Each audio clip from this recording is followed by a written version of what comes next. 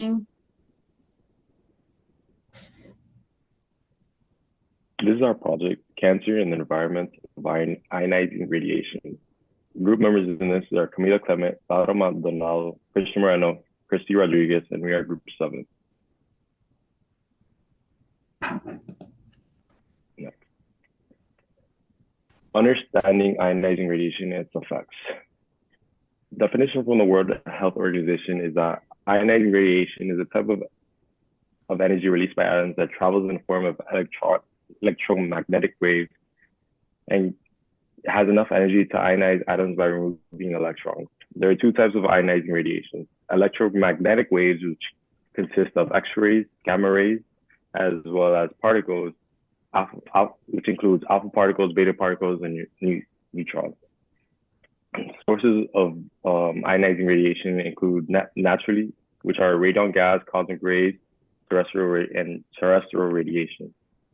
The artificial ones come from medical imaging, including X-rays, CT scans, nuclear power generation, and industrial applications. The relevance to this is that ionizing radiation is widely used in medical treatments, industrial applications, and scientific research.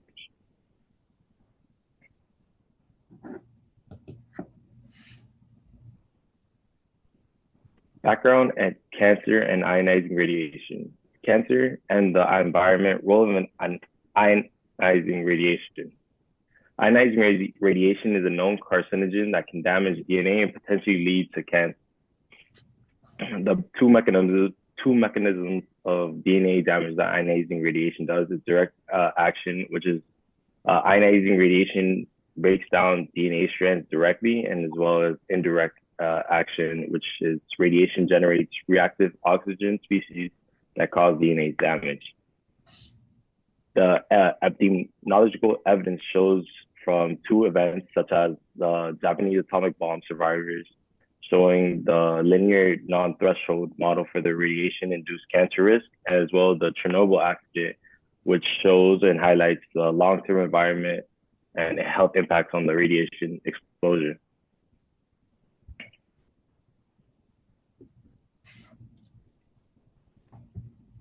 So radiation-induced bystander effect. The definition of this is that it's a phenomenon where non-irradiated cells exhibit radiation effects due to signals from nearby irradiated cells. This is first shown in Nagasawa in the year 1992 from using alpha particles. This mechanism shows that intercellular communication through gap junctions, as well as release of signaling molecules through cytokinesis. The clinical implications of this is the challenge of the NLT model, which shows for low dose radiation, as well as the importance of understanding radiation therapy side of effects and improving treatment strategies.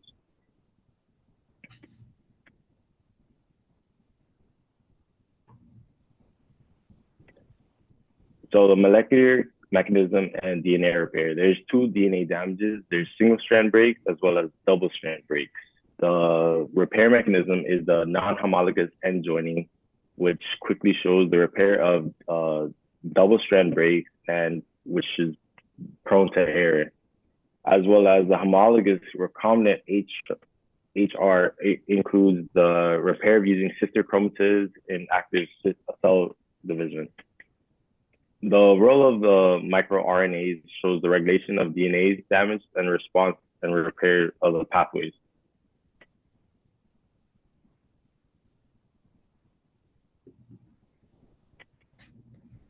Some examples of cancers linked to ionizing radiation include leukemia, lung cancer, skin cancer, and bone cancer.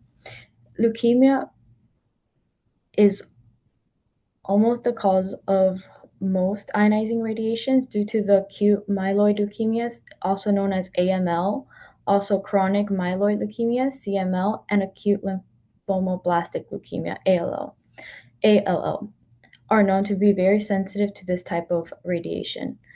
Lung cancer can be caused by the exposure of radon, can cause one to be at high risk of getting lung cancer. The use of radiological instruments like X-rays can lead to skin cancer. Some examples include gamma rays, beta particles, and alpha particles. The exposure of radium can cause bone cancer. And this image over here shows cancer risks from low dose radiation, which includes CT scans, nuclear workers, and natural background radiation and nuclear medicine. Environmental sources of ionizing radiation. Examples of environmental sources of ionizing radiation. Radon. Radon is one of the major known radioactive gases that is given off by rocks and soil. It is formed when radon, a radioactive element, is broken down, which is formed by element uranium and thorium when broken down. The other one will be cosmic radiation. According to the United States Environmental Agency, a person gets 5% of their radiation by the radiation from space. Some rays include the galactic cosmic rays. These are high energy particles originating outside from the solar system, which can fall under this kind of radiation, the cosmic. And this graph over here shows that 43% come from radon, natural internal exposure, and 13% from the cosmic rays. Radiation dose and risk. Radiation dose refers to the amount of ionizing radiation absorbed. A low dose can be less than 0.100 millisieverts. The effects are very minimal, but if habits aren't changed, then eventually the chances of getting cancer increase. A moderate dose is 0.100 milliverts to 1.0 milliverts. This can cause nausea or skin irritations and can also lead to cancer long term. A high dose would be greater than 1.0 millisieverts, and high exposures to this radiation can lead to acute radiation syndrome, also known as ARS. It is to be an acute illness to high exposure to radiation. Some call it radiation poisoning and can lead to organ failure, death, and cancer. Anthropogenic sources of ionizing radiation. X-ray and CT scanners. According to the American Cancer Society, one single X-ray machine exposes a patient to 0.1 milliverts, which is the same amount people are exposed to during a course of 10 days. A CT scanner exposes a patient to 10 milliverts. A PT/CT scan can expose humans up to about 25 milliverts of radiation, which is equivalent to about 8 years of exposure. A cosmetic type of radiation would be UV nail dryers. These UV lamps are very damaging to the point where it could cause damage to one's DNA and mutate human cells. Nuclear accidents include the 3 Mile Island, Chernobyl, and Fukushima, which led to the release of tons of radioactive material. You could actually still visit these nuclear accident sites, but Chernobyl specifically requires very high, strict protocols in order to visit. Ethical considerations. Looking at ethical considerations in ionizing radiation can include the health impacts on humans and environmental concerns. Some issues include health risks and safety. An ethical consideration is to ensure their patients are safe and try to lower the use of medical equipment that can cause exposure to radiation. By doing so, it is important to discuss with the patient about the risks and the important protocols that need to be followed in order to ensure their safety. The environmental impact. An ethical approach to this situation can be to ensure proper disposal and handling of radioactive materials in order to reduce harm to the environment. Optimization. Instead of individuals using the max radiation exposure, maybe optimizing the amount of radiation could have good outcomes. By optimization, it can reach a balance, making it safer. Future directions in research. Future studies of ionizing radiation is a topic that continues to grow, and it is something that should continue to be studied in order to address new opportunities for the safety of everyone. For example, medical applications for radiation protection. Creating materials that can minimize the exposure to radiation to patients in medical settings can have a great, in order to reduce risks of getting cancer in the future. Starting research on medications or substances can minimize the damage to the body. Another one would be environmental radiation protection. It would be useful if sensors were invented to monitor the radiation levels and create better protocols when there is high levels of radiation outside. Technology applications. Creating improved medical technology can target more specific image rather than exposing the whole body to the radiation. Next, we're moving on to the protection measures. The three basic methods for protecting against exposure to ionizing radiation are time, shielding, and distance. So for time, minimizing the amount of time spent in areas with higher radiation levels. The second one, shielding, which means just placing a barrier of lead, concrete, or even water between yourself and the source of radiation in order to protect it against penetrating gamma rays. And the last one is distance, something very simple. Increase the distance between yourself and the source of radiation. And the dose of radiation decreases as the distance increases. It's similar to like how heat from fire decreases as you move away.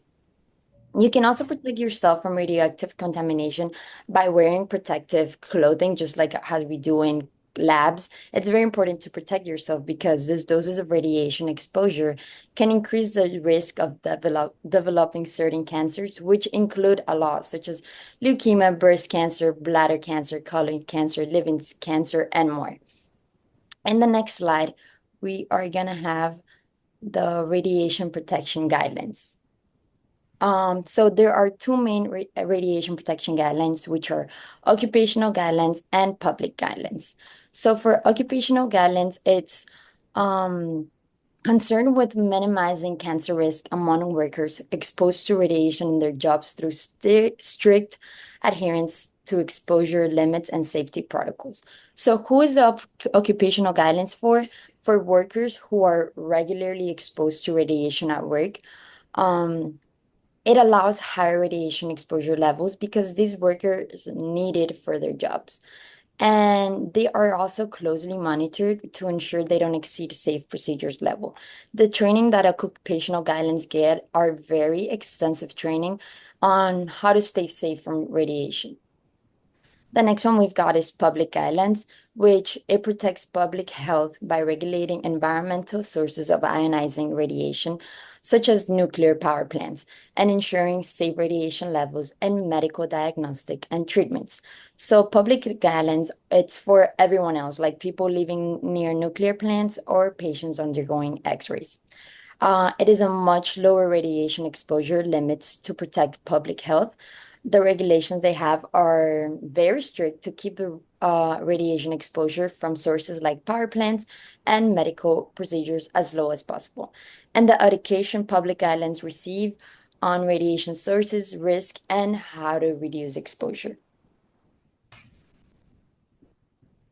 Then we have the current research and studies.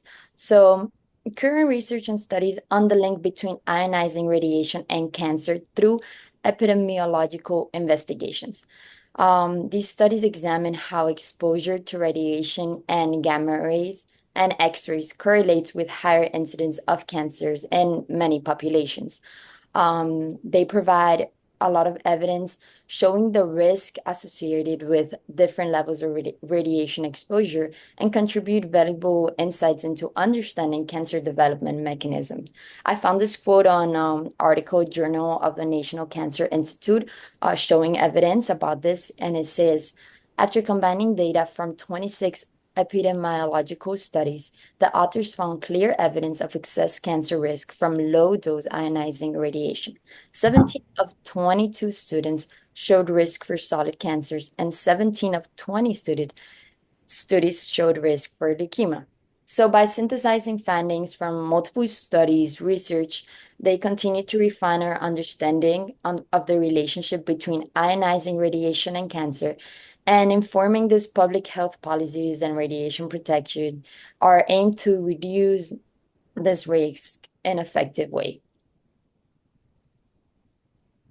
Then we have the technological advancements that are used for cancer treatment.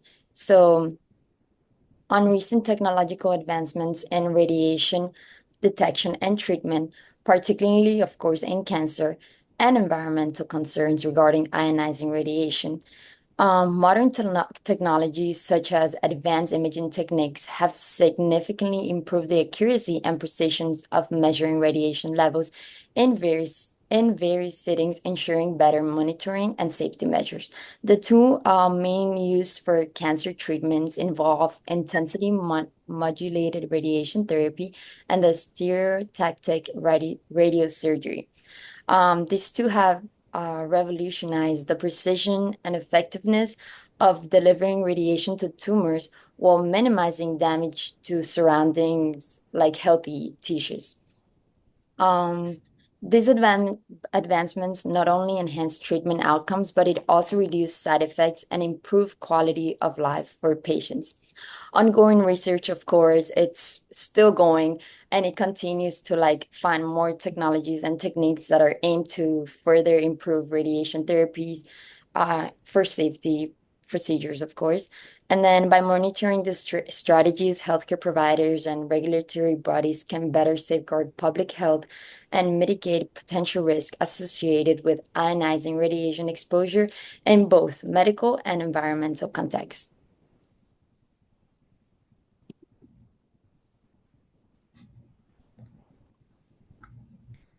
Key findings in recent researches show that radiation therapy, hyperfractionated radiation therapy shows that fewer and larger doses reduce side effects and patient visits, as well as proton and neutron therapy targets fewer sides of effects of the surrounding tissues. Significant studies show that bystander effect studies highlight the importance of intracellular communication and radiation response, as well as the advancement of DNA repair mechanism offering new therapeutic targets. Just basically, to summarize this, ionizing radiation plays a significant role in the cancer development and treatment, as well as the advances in genetic ability to improve treatment and the outcomes.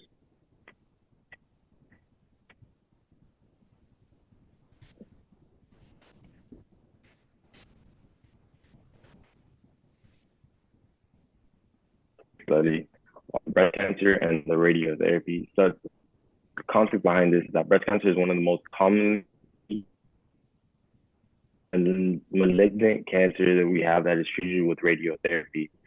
One of the very things that we have that we saw is the genetic factors behind repair on BRCA1 and BRCA2. And the radiation techniques that we use are beam, which comes from X-ray gamma rays, and then the internal radiation therapies we have are the brachytherapy.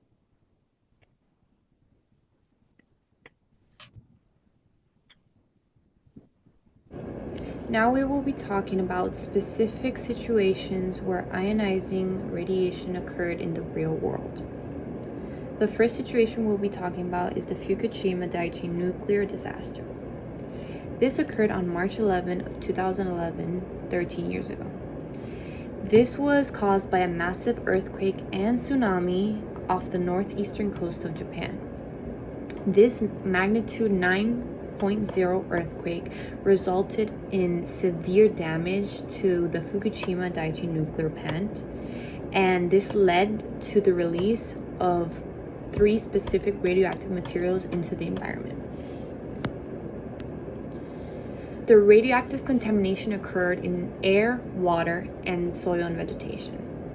In the air, isotopes iodine-131, cesium-134, and cesium-137 were being released. These isotopes were being carried by the wind over acres and acres and being deposited over large areas. The water was also contaminated, and the contaminated water was being leaked into the Pacific Ocean. This severely impacted and affected marine life. Soil and vegetation were also being contaminated, and these contaminated areas were mapped and decontamination happened, but this caused many questions about the healthiness and the well-being of the people due to them eating contaminated products. The marine ecosystem was specifically involved in this contamination, and we could see this in that fish and shellfish were being found to have elevated levels of radioactive materials. This vastly affected the fishing industry and raised many concerns about food safety. Land use was being changed from residential areas and agricultural areas into decontamination zones, and people were being evacuated very, very strictly. The health impacts. Many health impacts occurred, like the long-term causes of cancer, but many people also suffered acute radiation sickness.